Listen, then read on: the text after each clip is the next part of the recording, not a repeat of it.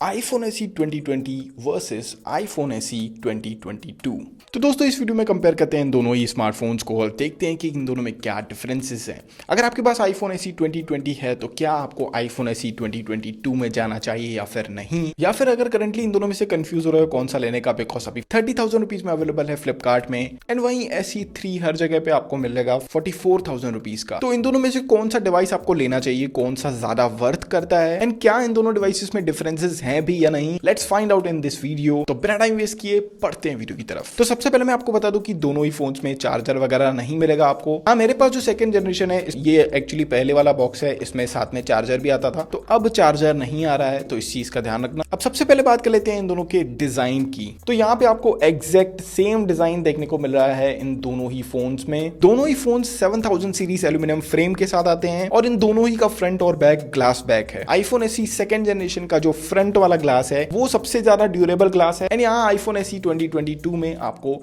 Front और back में same वही ग्लास मिल रहा है जो कि iPhone 13 में मिलता है, यानी कि उस क्वालिटी का ग्लास मिल रहा है। तो हाँ, यहाँ पे मैं बोल सकता हूँ कि जो बिल्ड है वो डेफिनेटली इंप्रूव्ड है SE2 के मुकाबले में। इसके अलावा दोनों की हाइट, विड्थ, डेप्थ सब सेम है। वेट में हल्का सा डिफरेंस है। SE2 148 एंड SE3 144 ग्राम्स का है। अगर वाटर रेसिस्टेंट देखें तो कोई भी इंप्रूवमेंट नहीं है, वो भी IP67 था, ये भी IP67 ही है। दोनों को आप पानी के अंदर 1 मीटर तक रख सकते हो फॉर 30 मिनट्स। लेकिन अगर कोई भी वाटर डैमेज होता है तो वारंटी कवर नहीं होगी। ये तो एप्पल हर फोन के साथ करता है, लेकिन यहाँ पे एक चीज मुझे डिसअपॉइंटिंग लगी, एटलीस्ट IP68 वाटर रेसिस्टेंट देना था इनको। तो अगर देखा जाए तो डिजाइन में कोई भी डिफरेंस नहीं है, सिर्फ यहाँ पे कुछ नए कलर्स मिलते हैं, इसके अलावा कोई भी डिफरेंस नहीं है। दोनों के अगर डिस्प्ले की बात करूं तो दोनों एग्जैक्ट सेम डिस्प्ले के साथ आते हैं। ये दोनों ही डिस्प्ले 4.7 इंच के रेटिना HD डिस्प्ले हैं, जो कि एक LCD डिस्प्ले है एंड इसमें IPS टेक्नोलॉजी यूज की गई है। रेजोल्यूशन की बात करूं तो 1334 by 750 pixels at 326 ppi, two tone display, haptic touch and 625 nits maximum brightness मिलती है। तो यहाँ पे भी डिस्प्ले के मामले में कोई भी इंप्रूवमेंट नहीं है, ना ही इसकी ब्राइटनेस में इंप्रूवमेंट है, ना ही कलर्स में इंप्रूवमेंट है। ये एज इट इज एकदम सेम डिस्प्ले है जो कि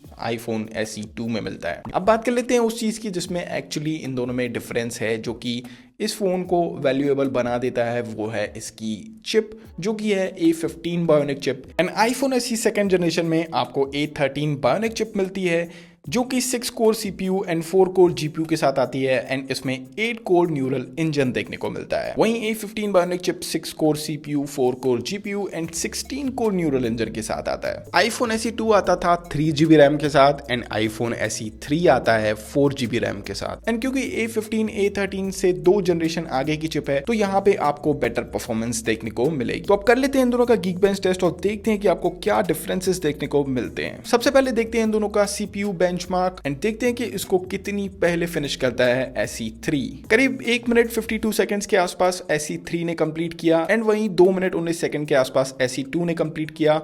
और स्कोर्स कुछ इस तरीके के थे। SE2 का सिंगल कोर स्कोर 1334 और वहीं SE3 का 1728, यानी कि करीब 400 स्कोर्स का difference. And multi core score की बात करूं तो SE2 का 3225, वहीं SE3 का 4579। रन कर लेते हैं इन दोनों का कंप्यूट और देखते हैं कि इसके स्कोर्स में कितना डिफरेंस है। SE3 ने करीब 56 सेकंड्स में कंप्लीट कर लिया अपना कंप्यूट एंड वहीं SE2 ने 1 मिनट एंड 30 सेकंड, यानी कि करीब 2 गुना का टाइम ले लिया SE2 ने। एंड यहाँ पे स्कोर डिफरेंस भी काफी बड़ा था, 7377 SE2 का एंड 11648 SE3 का। तो डेफिनेटली आपको स्कोर्स में तो बड़ा डिफरेंस देखने को मिल रहा है। अब कर लेते हैं इन दोनों का स्पीड टेस्ट। सबसे पहले ओपन करते हैं इनका फेस टाइम एंड यहाँ पे काफी सारी एप्स ओपन करके देखी मैंने, ये एकदम सेम टाइम पे ही दोनों एक साथ ओपन हो रही हैं। कोई भी डिफरेंस मुझे नहीं दिखाई दिया इन दोनों ही फोन्स में।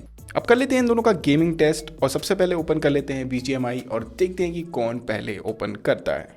तो डेफिनेटली SE3 ज़्यादा जल्दी ओपन कर रहा है एज कम्पेयर टू SE2 के। कुछ माइनर सेकंड पहले SE3 ने कंप्लीट कर लिया। सबसे पहले देख लेते हैं इन दोनों की सेटिंग्स। तो यहाँ पे दोनों ही स्मूथ में एक्सट्रीम में खेल सकते हो आप। एंड अगर बात करूँ दोनों की गेम प्ले की, तो जैसे ही गेम प्ले चालू हुआ, जैसे ही थोड़ा सा गेम आगे बढ़ा, तो मैंने ये एक्सपीरियंस किया कि iPhone SE2 का जो डिस्प्ले है इसकी ब्राइटनेस काफी ज्यादा कम हो चुकी है एंड धीरे धीरे ये ब्राइटनेस और भी ज्यादा कम होती गई। अगर गेमिंग एक्सपीरियंस की बात करूँ तो दोनों में सेम ही मिला, दोनों में हीटिंग भी मैं बोलूंगा सेम ही थी, लेकिन यहाँ पे SE2 जो था इसने ब्राइटनेस ड्रॉप कर दी अपनी, और वहीं SE3 बहुत सही तरीके से परफॉर्म कर रहा था। यहाँ पे लैगिंग वगैरह का इशू दोनों में ही नहीं है, ये बहुत ही अच्छी बात हो जाती है। एंड जैसे ही मैंने गेम बंद किया उसके बाद भी यहाँ पे जो ब्राइटनेस है ये वापस तेज नहीं हुई। यहाँ पे मैं आपको दिखा देता हूँ कि ब्राइटनेस दोनों ही फोन्स में फुल है, लेकिन काफ़ी ज़्यादा कम हो चुकी है ब्राइटनेस SE2 की। अब बात कर लेते हैं इन दोनों की बैटरीज की, बिकॉज ये काफ़ी बड़ा एलिमेंट है। आईफोन SE2 में 1821 mAh की बैटरी मिलती है, वहीं आईफोन SE3 में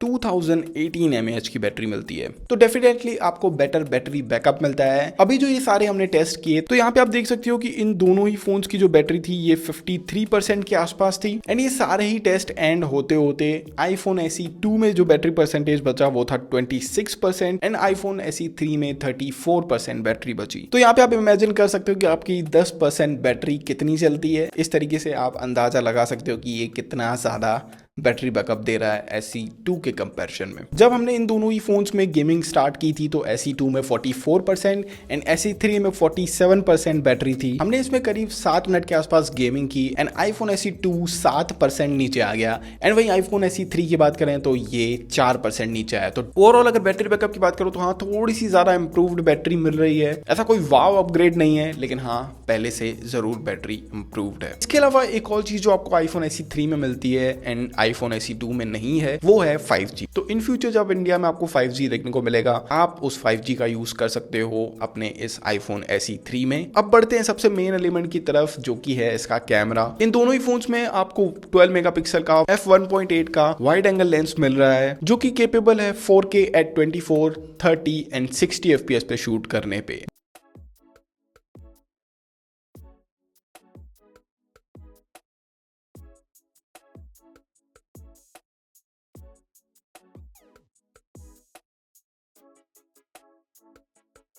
दोनों ही फोन्स एग्जैक्ट सेम रेजोल्यूशंस पे शूट कर सकते हैं एंड कैमरा के मामले में मुझे एक्सपेक्टेड था कि एटलीस्ट नाइट मोड का ऑप्शन तो देगा SE3 में, लेकिन यहाँ पे कोई भी नाइट मोड का ऑप्शन नहीं है। इन टर्म्स ऑफ फीचर आपको सिर्फ एक ही फीचर एक्स्ट्रा मिलता है SE2 के कंपैरिजन में, वो है फोटोग्राफिक स्टाइल्स। एंड सिर्फ इस फीचर के कारण अगर आप अपग्रेड करते हो तो मुझे इतना वो वर्थ नहीं लगता। एंड जो सबसे ज्यादा डिसअपॉइंट कर देने वाली बात है वो है इसके फ्रंट कैमरा में। इन दोनों ही फोन्स में सेम 7 मेगापिक्सल का फ्रंट कैमरा है जो कि मैक्सिमम रिकॉर्ड कर सकता है 1080p at 30 and 24 फ्रेम्स पर सेकंड। ये इन दोनों के फ्रंट कैमरे की क्लिप है। मेरे राइट साइड में है iPhone SE third generation and left में है आईफोन SE सेकंड जनरेशन। यहाँ पे आप इन दोनों का आउटपुट देख सकते हो कि किस तरीके का है।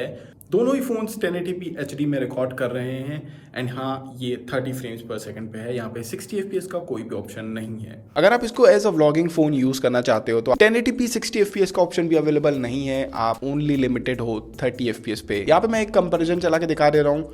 तो यहाँ पे आप देख सकते हो कि थोड़ा बहुत इंप्रूवमेंट्स आप बोल सकते हो कि हाँ थोड़े बहुत इंप्रूवमेंट्स हैं, लेकिन कोई भी ऐसा मेजर इंप्रूवमेंट नहीं है। तो मेरे हिसाब से अगर कैमरा पर्पज से आप सोच रहे हो कि मैं अपग्रेड कर लूँ तो ये बिल्कुल भी वर्थ नहीं करता है। दोनों ही फोन्स में स्लो मोशन रिकॉर्ड कर सकते हो, पैनोरामिक शॉट्स ले सकते हो, फ्रंट पोर्ट्रेट ले सकते हो। इसके अलावा दोनों में ही आपको सेम फिंगरप्रिंट सेंसर मिल रहा है, कोई भी डिफरेंस नहीं है, ये दोनों एज इट इज सेम है। तो फाइनल कंक्लूजन की बात कर लेते हैं कि क्या सीन है इन दोनों का। तो देखो अगर दोनों में से कोई एक खरीदना चाहते हो तो मैं रिकमेंड करूंगा SE2 खरीद लो। फ्लिपकार्ट में मिल रहा है 30,000 रुपीज में। दोनों का एक्सपीरियंस एज इट इज एकदम सेम है, कोई भी डिफरेंस नहीं है जरा सा भी। हल्का सा बैटरी इंप्रूवमेंट है, कोई भी अगर हैवी टास्क करते हो बहुत जल्दी दोनों में ही बैटरी ड्रॉप होना चालू हो जाती है। अगर कैमरा वाइज देख रहे हो दोनों एज इट इज सेम है, दोनों में कोई भी इतना खास डिफरेंस नहीं है। तो यहाँ पे आप अपने 14-15 हजार रुपए बचा के SE2 की तरफ जा सकते हो। Same home button, same display, सब कुछ सेम मिलने वाला है। तो मेरा जो पिक होगा वो SE2 की तरफ रहेगा। लेकिन अगर आप एक फ्यूचरिस्टिक स्मार्टफोन चाहते हो, आगे आने वाला 1 साल तो ठीक है, लेकिन उसके बाद इंडिया 5G पे स्विच हो जाएगा। तो हाँ तब आपको